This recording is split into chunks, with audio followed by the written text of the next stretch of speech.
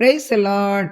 லூக்கா சுவிசேஷம் 9ஆம் அதிகாரம் 41ஆம் வசனத்தை பார்க்கும் பொழுது, இயேசு பிரதியுத்தரமாக, விசுவாசம் இல்லாத மாறுபாடான சந்ததியே, எதுவரைக்கும் நான் உங்களோடு இருந்து உங்களிடத்தில் பொறுமையாயிருப்பேன் என்று சொல்லுகிறதை பார்க்கிறோம்.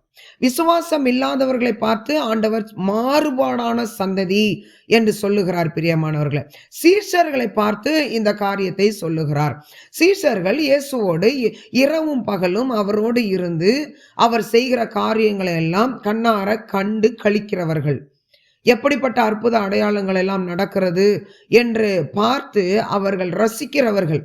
ஆனா அவங்களுக்கு விசுவாசம் இல்லாமற் போகிறது ஆண்டவர் மாறுபாடான சந்ததி என்று சொல்லுகிறார்.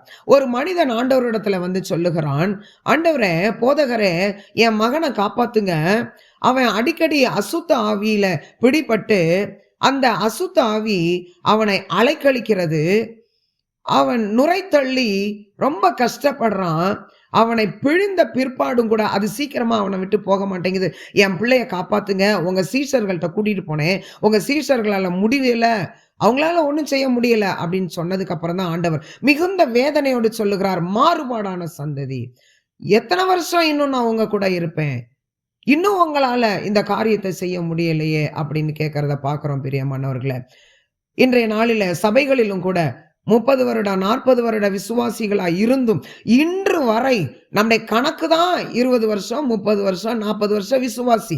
ஆனால் இன்று வரை பாஸ்டரை நம்பி ஒரு சின்ன காரியமானாலும், ஒரு சாதாரண வழி ஆனாலும், பாஸ்டரையா ஜெபிங்க, பாஸ்டர் வந்து ஜெபிக்கணும், பாஸ்டர் தேடி போகணும், அவர் கையை வச்சு ஜெபிக்கணும், அப்பந்தான் சுகம், அப்பந்தான் விடுதலை அப்படின்னு விசுவாசிக்கிற விசுவாசிகள் எத்தனையோ பேர் ஒவ்வொரு சபைகளிலேயும் நம்மால் காண முடிகிறது. பிரியமானவர்களே, இப்போ ஆண்டவர் நாம் ஜெபித்து அந்த இடத்துல அற்புத அடையாளங்கள் நடக்க வேண்டும் என்று சொல்லி அவர் விரும்புகிறார். அப்பொழுதுதான் தேவனுடைய ராஜ்யம் சீக்கிரமாய் விரிவாக்கப்படும், தேவ ராஜ்யம் விரைவில் கட்டப்படும். பிரியமானவர்களே, இன்னமும் போதகரை நம்பி இருக்கிற விசுவாசிகளை வச்சுக்கிட்டு ஆண்டவர் ஒரு காரியத்தையும் செய்ய முடியாது.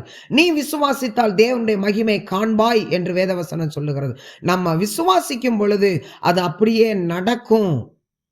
உன் விசுவாசத்தின்படி உனக்கு ஆக கடவுது என்று வேதவசனம் சொல்லுகிறது. பிரியமானவர்களே, பாருங்க, ஒரு சின்ன வலி வந்துட்டாலும் 30 வருஷம் விசுவாசி கூட பாஸ்டர்கிட்ட போயிட்டு, பாஸ்டர் ஐயா ஜெபம் பண்ணுங்க, எனக்கு இடுப்பு வலிக்குது, எனக்கு முதுகு வலிக்குது, எனக்கு ஜெபம் பண்ணுங்க, என் மேல கைய வைங்க, தயவு செஞ்சு கைய வச்சு ஜெபிங்க, பாரப்படுங்க அப்படின்னு சொல்லி போய் நம்பி நிக்கிறோம். பாருங்க, அது மட்டும் இல்ல, நேத்தே அவ ஒரு மாதிரியாவே என்னைய பார்த்தா பாஸ்டர், நேத்தைக்கே இவன் ஒரு மாதிரியாவே பார்த்தான், அப்பயே நினைச்சேன் ஏதோ ஒண்ணு செய்ய போறான் அப்படின்னு. நேத்து அவ ஒரு மாதிரி பார்த்தாளா, இன்னைக்கு பாருங்களா, காலையில இருந்து எனக்கு ஒரே வலியா இருக்குது, கையை வச்சு ஜெபம் பண்ணுங்க பாஸ்டர் அப்படின்னு சொல்லுகிற விசுவாசிகள் வருஷ கணக்கு மாத்திரம் 20 வருஷம் 30 வருஷம் விசுவாசிகள்.